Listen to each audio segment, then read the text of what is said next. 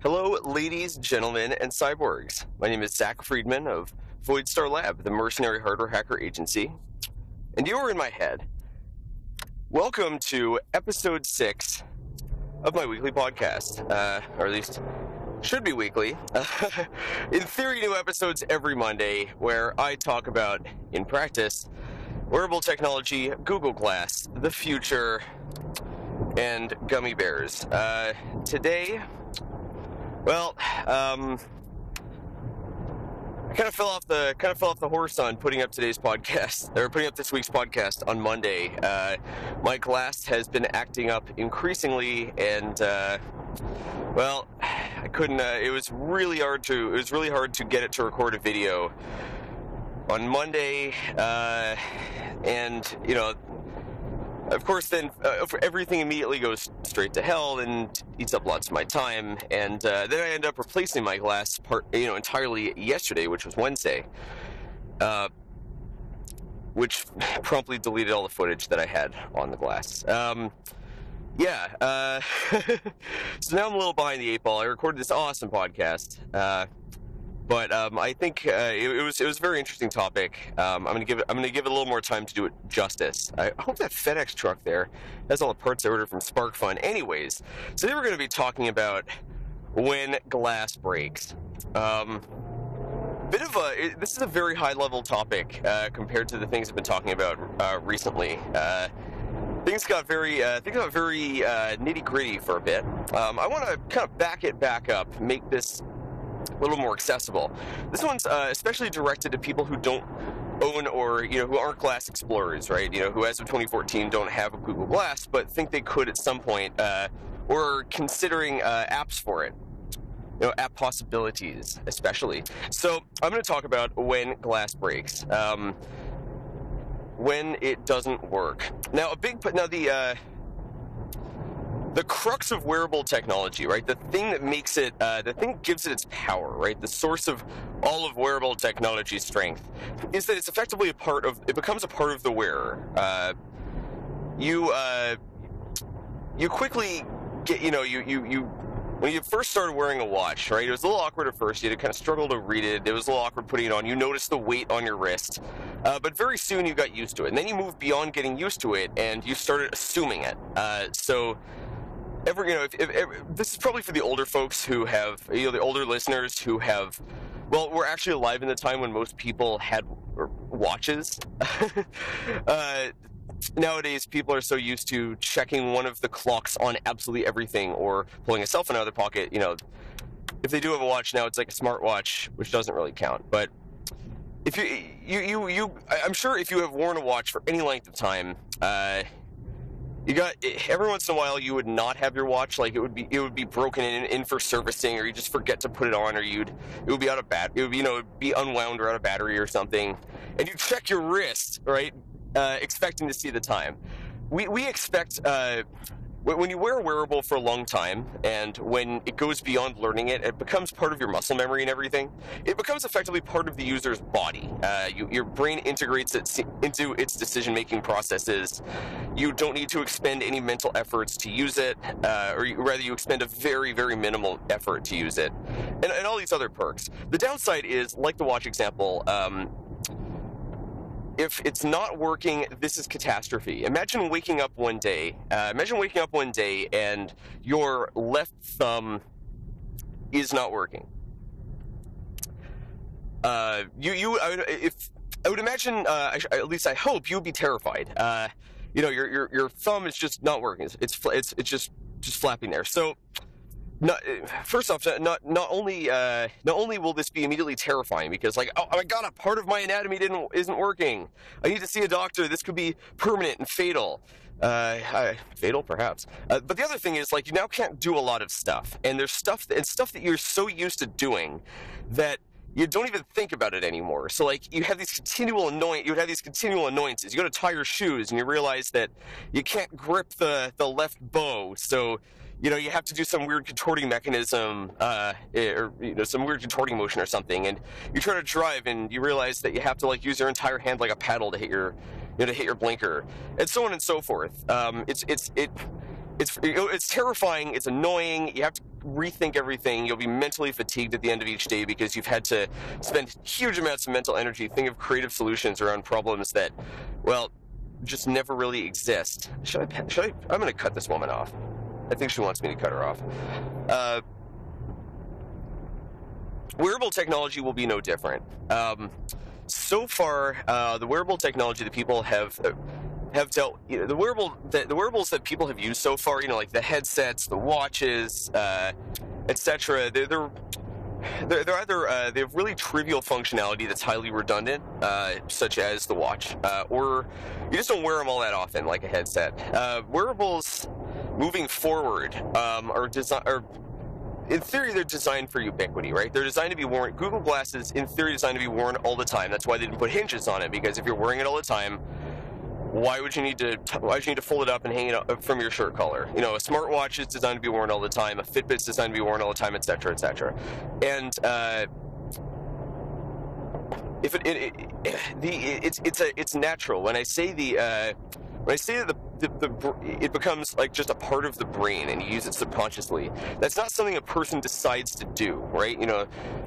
I don't think too many people go ahead and say, I'm going to use this thing. I'm going to use this thing until it becomes a part of my until it becomes a part of my normal decision making. I'm going to wear this little miniature clock on my wrist so that I can train my subconscious to every once in a while glance down so that I can plan out the remainder of my day and gauge how long I've been doing certain things. No one thinks that way. It's natural.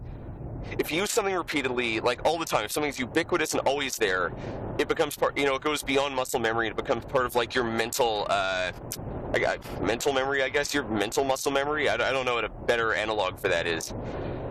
But you start using it on a low level for decision making. By drivers, if you drive a car, right? If I go ahead and ask you, hey, how many times have you checked your mirrors in the last 10 minutes, right? You'd be flummoxed. You'd be like, wait, what? What kind of question is that? I don't know. I imagine I have checked them. At the same time, if I ask you, has anyone been riding our blind spot over the last 10 minutes? You'd probably say something like, yeah, there was that asshole in that, there's the asshole in that black Audi that was trailing us for like 4 exits, sitting in my blind spot. Like, you knew the information without being cognizant of the fact they're using the tools, because they are always in the same location and they're spatially congruent, and our brains are very good at integrating this into our mental model. Remember, when you were born, this is an interesting fun fact about human physiology. When you are born, you don't have a full understanding of the configuration of your body. It is not fully instinctual. I'm not an expert on this stuff. I believe one of the homunculus, our internal mental models of ourselves, is complete, but I believe at least 1 or 2 of them are not. So we actually learn our own physical characteristics by interacting with our own body, by using these feedback loops. That's why babies can't walk, or when they do, it tends to be very awkward and stilted because they're not fully aware of their own bodies. They actually learn it. It's called psychosis. It's a very interesting fact, but because of our neuroplasticity, this same tool set, I guess, the same mechanism continues to work. So when you use something continuously, it becomes a part of you. Now, I was going to talk about when things break, and well, I've only lightly touched on it, so let's cut to the chase. I really wanted to make this comprehensive point that like when you use a wearable for a long time, it goes beyond learning. It goes beyond learning, it goes beyond practice, it goes beyond skill and talent and being good at something. This is directly interfacing, your brain is directly interfacing with it. Your brain is effectively writing drivers and integrating it at a low level. It's as if your computer was plugged into, it's as if like you had a little, Bluetooth dongle plugged into your computer for so long that the computer's like, like the USB port sucks it up inside and it just becomes a part of the processor.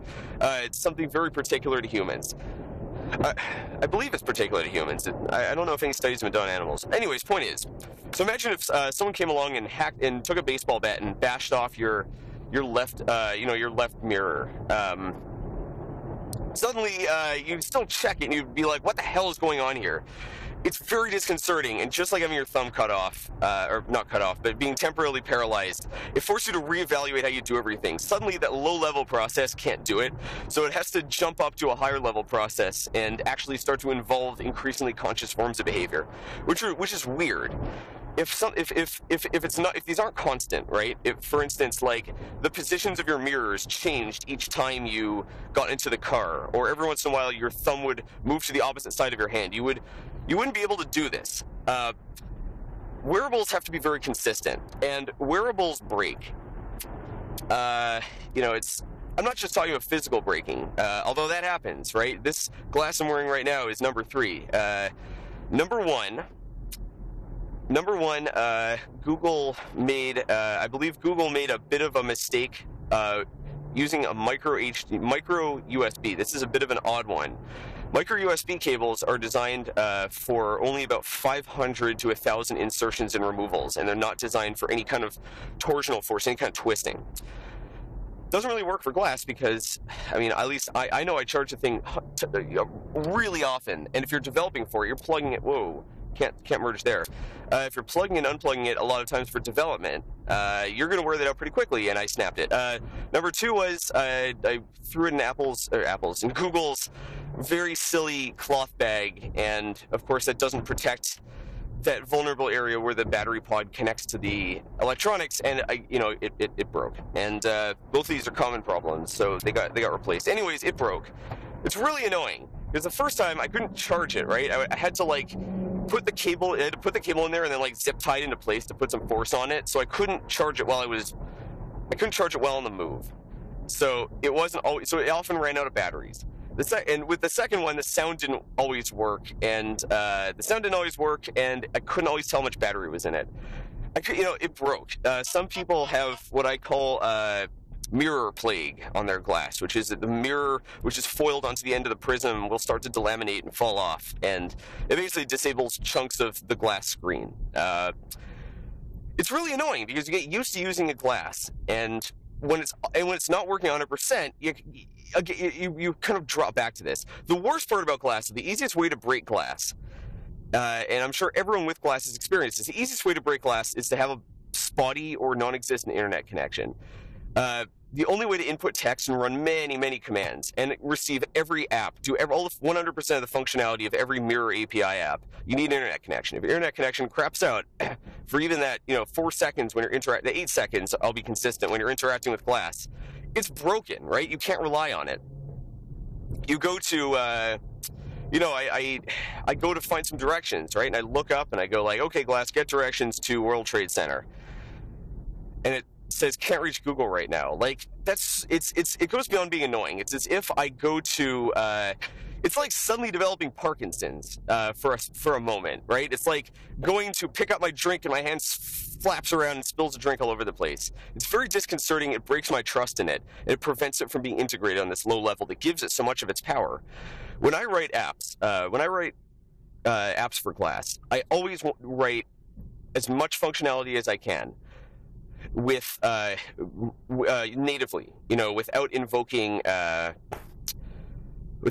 the web at all, and in such a way that it tries to be very consistent. It always opens to a known screen. It always, I don't remove or add things from a menu because I want there to be a memorizable number of clicks to get from one to another. I want to make my apps as consistent as the fingers on your hands. It can't always do that now because glass has definite weaknesses, but when glass breaks, it breaks the entire purpose of it.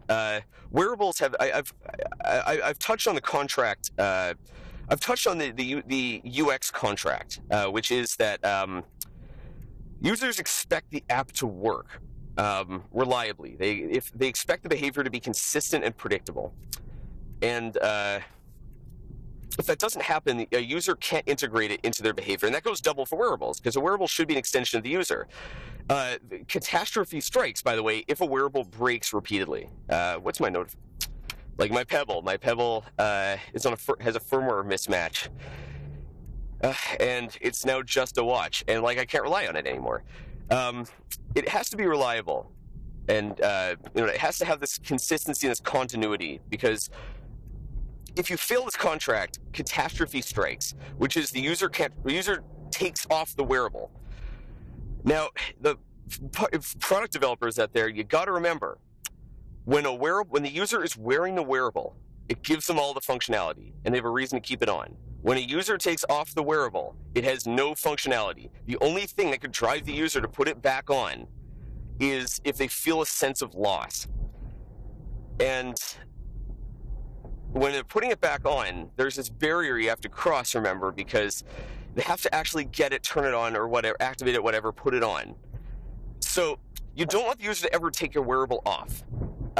This goes massively for the ones that must 100% be attached to the user at all times, or their functionality is nil. I'm talking like the Fitbit. Fitbit is worthless if it only has 60% of your walking data, because then you can't even trust the stuff it spits out. You have to adhere to this contract. You cannot make the user's thumbs, be paralyzed every once in a while. You can't do it. You got to have,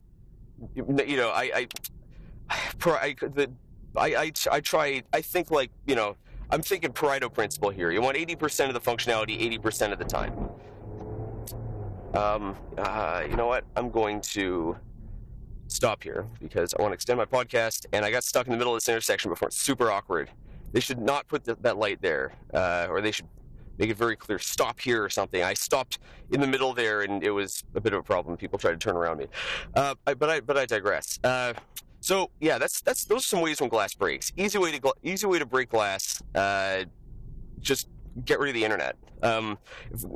It's pretty much worthless without internet. And also there's hardware and stuff. If there's one thing I really respect many of the things Google is doing with glass. They're handling it with incredible amount of finesse and incredible amount of savvy. They really know what they're doing. One of the things that really drives this home is how, at least now for the Explorers, how easy they make it to get your glass replaced. This is my third glass. They never gave me a hard time. It was really just a call, show me some pictures, send in some pictures of the damage. Yeah, come in and pick up another one. I really hope it's because they understand that if you go 2 days without glass, you'll start to unlearn these habits. You'll use it less. The power of a wearable is in the fact that it's as reliable as your own body. Like, that is really the greatest strength of glass. Like, I get asked a lot, what can I do with glass that I can't do with something else? And I tell them, take something your phone can do and add in the word always in front of it and the word immediately at the end of it.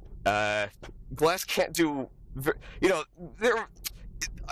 are certain, I call them superpowers, which are things that only a wearable can do. But for the most part, what something like a heads-up display like glass can do, it does a lot of things your phone can do, but it does them always, and it does them immediately. Like your phone can get you directions. But with glass, I can always get directions, and I can always get them immediately. In fact, you can get directions with glass so quickly, easily, and immediately that I'll often call up directions just to see which direction something is, or just to see how long it would take me to walk there, or even better, like every once in a while I'll call up directions just out of curiosity, just so I can see the lay of the land and get a better idea of, for instance, how the various neighborhoods of Manhattan fit together. If the wearable is flaky, or if it's broken, or if it breaks often, or even if it's broken for a long period of time, you can't do this anymore. And that's what happens when a wearable breaks. When a wearable breaks, users start to question why they wear it. They start unlearning these habits. Think of a wearable like a part of the body. Your goal is to give a person a third hand. To make sure it doesn't go paralyzed from time to time. Thanks a lot for tuning in. I'm Zach Friedman of Void Star Lab. You've been in my head. I'll see you in the future.